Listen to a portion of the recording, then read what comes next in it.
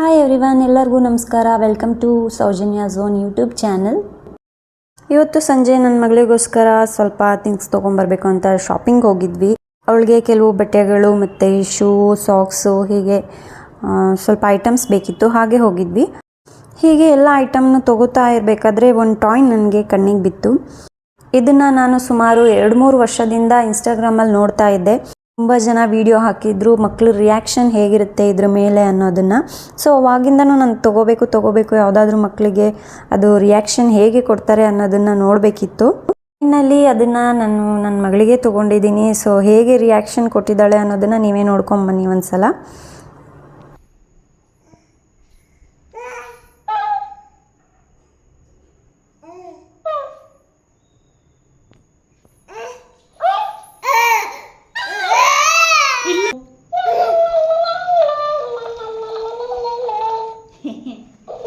ನೋಡಿದ್ರಲ್ಲ ಹೇಗೆ ಗಾಬರಿ ಆಗಿದ್ಲು ಅಂತ. ಎಲ್ಲ ಮಕ್ಕಳು ಅದೇ ಥರ ರಿಯಾಕ್ಷನ್ ಕೊಡ್ತಾರೆ ಅಂತ ನಾನು ಅಂದ್ಕೊಂಡಿದ್ದೀನಿ. ಯಾಕೆಂದರೆ ಅದು ಸೌಂಡ್ ಎಫೆಕ್ಟ್ ಹಾಗೆ ಇರುತ್ತೆ ಮತ್ತು ಅದರಲ್ಲಿ ಮೂವಿಂಗ್ ಕೂಡ ಹಾಗೆ ಇರುತ್ತೆ. ಕಣ್ಣು ಎಲ್ಲ ಸ್ವಲ್ಪ ದೊಡ್ಡದಾಗಿ ನೋಡೋದಕ್ಕೂ ಹಾಗೆ ಇರುತ್ತಲ್ವ.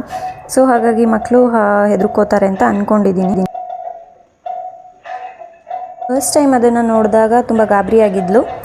ಆಮೇಲೆ ಅದನ್ನು ನೋಡ್ತಾ ಸ್ವಲ್ಪ ಸರಿ ಹೋದ್ಲು. ಇವಾಗ ಅದನ್ನು ಹಿಡ್ಕೊಂಡು ಆಟ ಆಡ್ತಾಳೆ. ಇವಾಗ ಏನು ನೋಡ್ತಾ ಇದ್ದೀರಲ್ಲ ವಿಡಿಯೋ, ಇದು ನೆಕ್ಸ್ಟ್ ಡೇ ತೆಗೆದಿರೋದು. ಸೊ ರಾತ್ರಿ ಎಲ್ಲ ಅದನ್ನು ಹಿಡ್ಕೊಂಡು ಅವಳಿಗೆ ತೋರಿಸಿ ಅಭ್ಯಾಸ ಮಾಡಿಸಿ ಇವಾಗ ಮಾರ್ನಿಂಗ್ ಅವಳಿಗೆ ಕೊಟ್ಟಿದ್ದೀವಿ.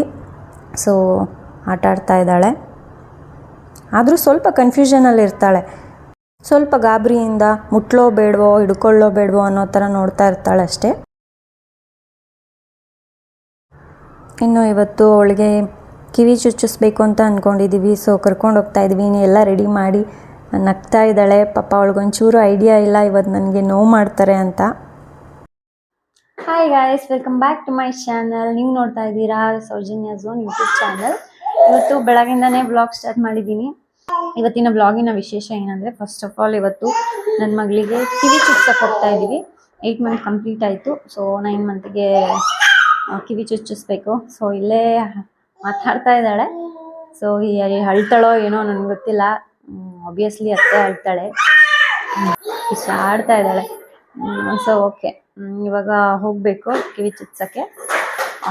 ನೋಡೋಣ ಬನ್ನಿ, ಅಲ್ಲಿ ಹೋದ್ಮೇಲೆ ವಿಡಿಯೋ ಕಂಟಿನ್ಯೂ ಮಾಡ್ತೀನಿ. ಸೊ ಇವತ್ತು ಬೆಳಗಿನ ತಿಂಡಿಗೆ ಮಸಾಲೆ ರೊಟ್ಟಿ ಮಾಡಿದ್ದೆ. ಸೊ ತಿಂಡಿ ಮಾಡಿಕೊಂಡು ಇವತ್ತು ಹೊರಟ್ವಿ.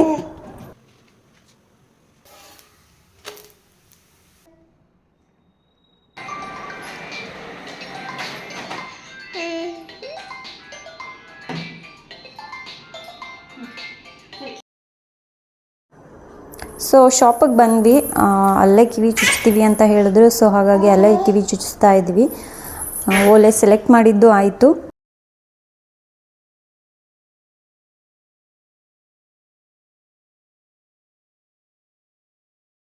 ಸೊ ಪಾಪಚ್ಚಿ ಥರ ಕೂತಿದ್ದಾಳೆ ಅವಳು, ಎಲ್ಲರನ್ನೂ ಆ ಕಡೆಯಿಂದ ಈ ಕಡೆಗೆ ನೋಡಿಕೊಂಡು.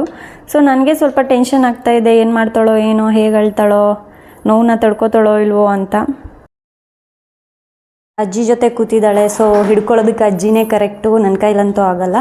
ಸೊ ಫಸ್ಟಿಗೆ ಮಾರ್ಕ್ ಮಾಡಿಕೊಂಡ್ರು ನೀಟಾಗಿ, ಎಲ್ಲಿಗೆ ಚುಚ್ಚಬೇಕು ಅನ್ನೋದನ್ನು ನೀಟಾಗಿ ಮಾರ್ಕ್ ಮಾಡ್ಕೊತಾ ಇದ್ದಾರೆ.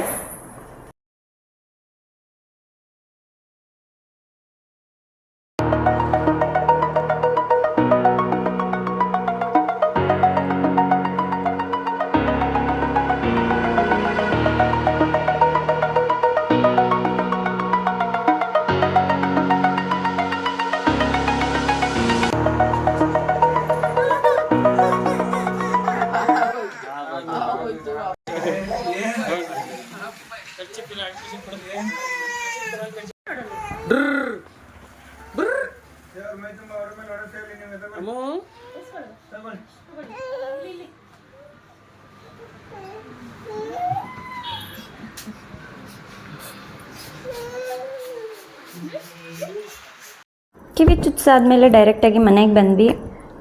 ಸೊ ಕಿವಿ ಚುಚ್ಚುವಾಗ ತುಂಬಾ ಹತ್ತಲು. ಅದಾದಮೇಲೆ ಏನಂತ ಏನು ಅಳೋದಾಗಲಿ ಗಲಾಟೆ ಮಾಡೋದಾಗಲಿ ಏನೂ ಮಾಡಲಿಲ್ಲ. ಓಲೆ ಹಾಕಿದ್ಮೇಲೆ ಸ್ವಲ್ಪ ಡಿಫ್ರೆಂಟ್ ಲುಕ್ಕಲ್ಲಿ ಕಾಣಿಸ್ತಾ ಇದ್ದಾಳೆ. ಓಲೆ ಹಾಕಿದ್ಮೇಲೆ ಅವಳ ಲುಕ್ ಅನ್ನೋದನ್ನು ಕಮೆಂಟ್ ಮಾಡಿ ಹೇಳಿ. ಸೊ ನೋಡಿ ನೆನ್ನೆ ನೈಟೆಲ್ಲ ಎಷ್ಟು ಗಾಬರಿ ಆಗಿದ್ಲು ಅದನ್ನು ಹಿಡ್ಕೊಳ್ಳೋದಕ್ಕೆ ನೋಡೋದಕ್ಕೆ. ಸೊ ಇವತ್ತೇನು ಭಯ ಇಲ್ಲದೆ ಅವಳೇ ಹಿಡ್ಕೊಂಡು ಆಟ ಆಡ್ತಾ ಇದ್ದಾಳೆ. ಸೊ ಈ ವಿಡಿಯೋನ ಇಲ್ಲಿಗೆ ಎಂಡ್ ಮಾಡ್ತಾ ಇದ್ದೀನಿ. ಮುಂದಿನ ವಿಡಿಯೋದಲ್ಲಿ ಸಿಗೋಣ. ಯಾರಿಗೆಲ್ಲ ಈ ವಿಡಿಯೋ ಇಷ್ಟ ಆಗಿದೆ please like, share and comment ಮಾಡಿ.